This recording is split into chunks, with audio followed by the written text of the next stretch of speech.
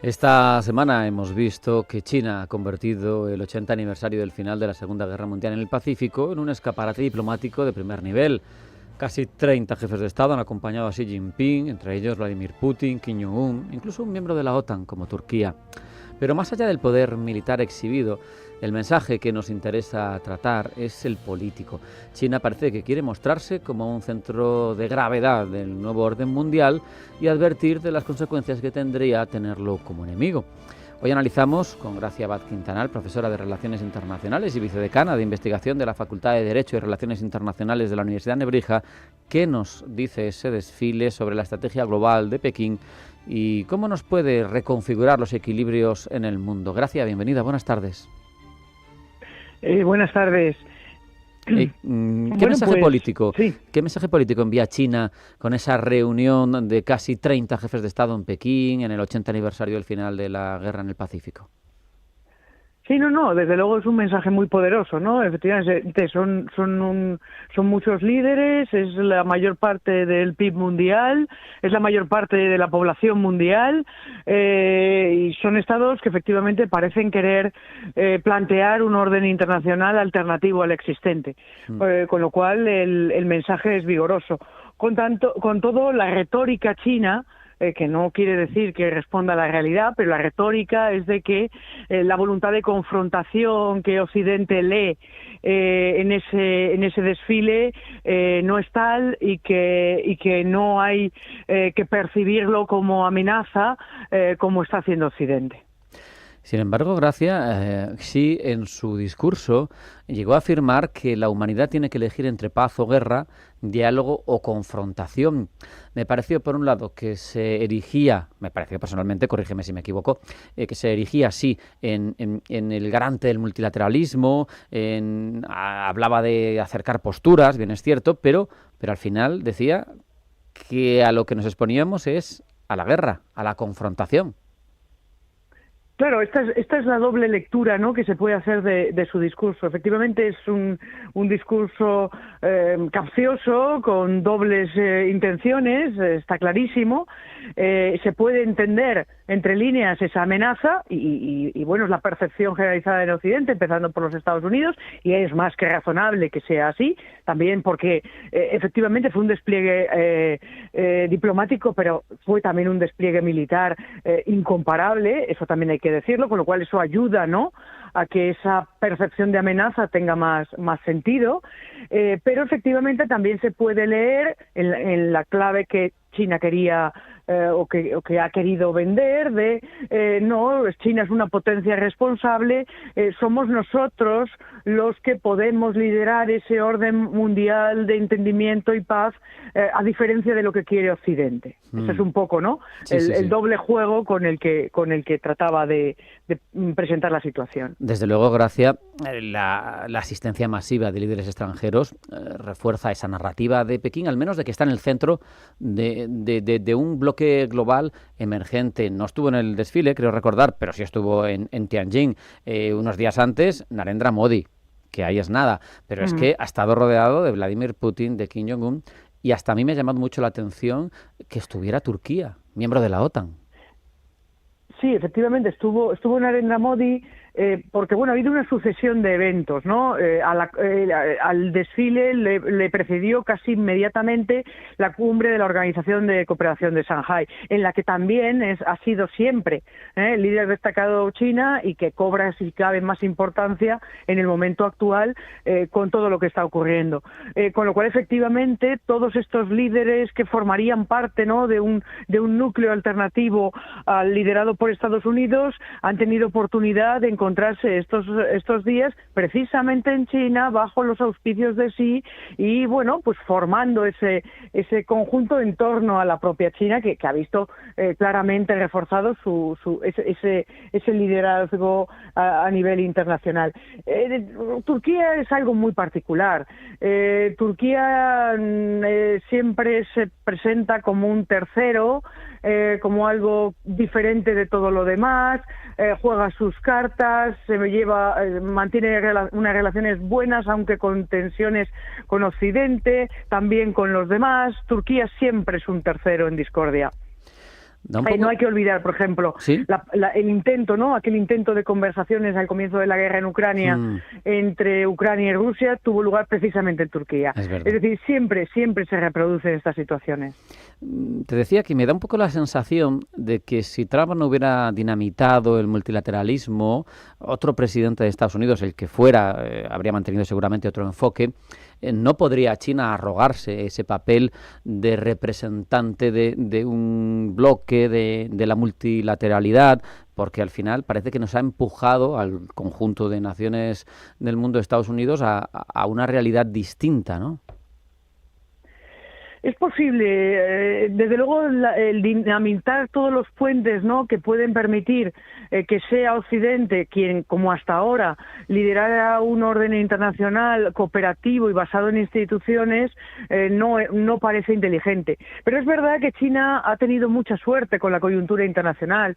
China lleva labrándose esa imagen de potencia que facilita los acuerdos ya muchos años. China empezó con las conversaciones a 6 con Corea del Norte, con la propia Organización de Cooperación de Shanghái, con toda una serie de procesos para aparecer precisamente como una potencia que facilitaba los diálogos y que los albergaba incluso en su propio territorio muchas veces. Esto ha coincidido o ha venido a solaparse con el incremento de la conflictividad a nivel internacional, con la guerra, desde luego, en Ucrania, con la guerra en Gaza, que además han planteado una división en el contexto internacional, donde buena parte de los estados, de eso que, bueno, a mí no me gusta el concepto, pero que se llama sur global, se han alineado claramente con China y con Rusia y con aquellos estados que, digamos, no toman las posiciones de Occidente, y eso ha complicado mucho las cosas y le ha favorecido, ¿no?, a China en esa apuesta. La presencia de Kim Jong-un de Corea del Norte, que tanto disgusta por su actitud y su empeño en no dejar las iniciativas nucleares, parece también un desafío, ¿no? Se encuentra muy seguro Kim para viajar fuera de sus fronteras, viaja a China, con quien ha mantenido tradicionalmente, sobre todo en los últimos tiempos, una relación un poco compleja, ¿no? Porque no quiere tampoco ser un títere, parece que da esa sensación Kim, pero al final acude y se muestran muy unidos. Bueno, se habla de China, ¿no?, porque evidentemente se le ve más y es la gran potencia, pero el gran ganador, si se puede decir, de los últimos años es Corea del Norte. Eso sin lugar a dudas. Está consiguiendo buena parte de los que han sido siempre sus objetivos. Desde el principio quiso de la relación con la Unión Soviética primero, Rusia después, o de la relación con la República Popular China, sacar el apoyo suficiente, incluso los conocimientos, la financiación, para progresar en sus programas de armas y en sus programas nucleares. Finalmente, vista la cooperación cada vez más estrecha con Rusia, es muy posible que lo esté consiguiendo. Está consiguiendo reducir, ¿no?, el tremendo sufrimiento que de forma endémica experimentaban sus arcas públicas. Se permite el lujo de abrir resorts, en resorts de verano, y además efectivamente tiene un líder que sale del ostracismo y que ocupa las primeras posiciones, ¿no?, en los desfiles junto a líderes de las potencias vecinas. Verdaderamente lo que quisieron el padre y el abuelo del líder actual, Kim Il-sung y Kim Jong-il, él lo está consiguiendo.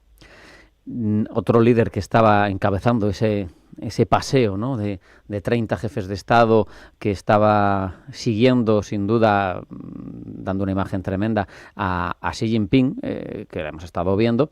Estaba a un lado Kim Jong-un, como bien has explicado, y al otro Vladimir Putin. Pero a mí de Putin, una imagen que no sé si has podido ver, pero si no te la cuento yo, que me ha llamado mucho la atención, que no fue en este evento, fue en esa cumbre de Tianjin, en un momento del del briefing, de cuando no están en los actos oficiales, están de pie en una sala, y Narendra Modi coge de la mano a Putin y lo lleva hacia sí, dando una sensación, el lenguaje no verbal, te voy a acercar a quien manda. Mira, que este es el que nos tiene que... ¿Sabes? Como un perrillo, no sé si me entiendes coloquialmente. Sí, cuando Putin es un autócrata poderoso con un lenguaje no verbal potente en sus ruedas de prensa, y sin embargo allí era todo lo contrario.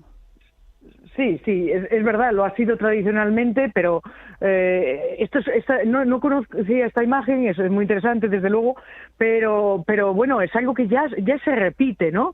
Yo menciono muchas veces, ¿no? Uno de los primeros encuentros que tuvieron en los últimos años, ¿no?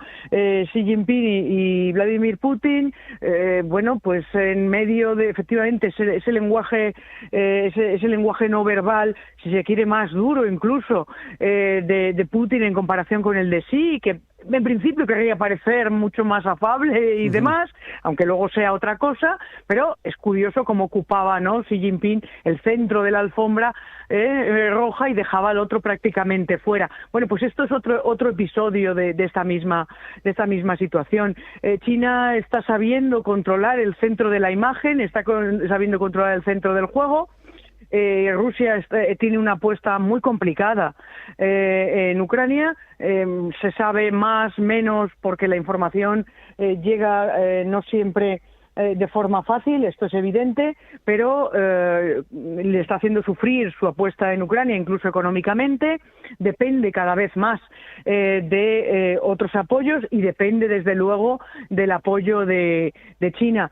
En este sentido, esta cumbre o esta reunión, digamos, al hilo del desfile, bueno, ha sido razonablemente positiva también para Rusia, en el sentido de que, bueno, la presencia, efectivamente, que hablábamos antes de Kim Jong-un, también supone limar asperezas. La mayor aproximación entre Corea del Norte y Rusia en los últimos tiempos también había suscitado ciertos recelos en China, que habían complicado una relación, como bien decías, ya de por sí compleja, y aquí parece que todo eso ha quedado solucionado, con lo cual, efectivamente, el apoyo que de forma práctica Corea del Norte está brindando a Rusia, y también el respaldo que busca en China, pues parecería al menos que ahora mismo han quedado confirmados.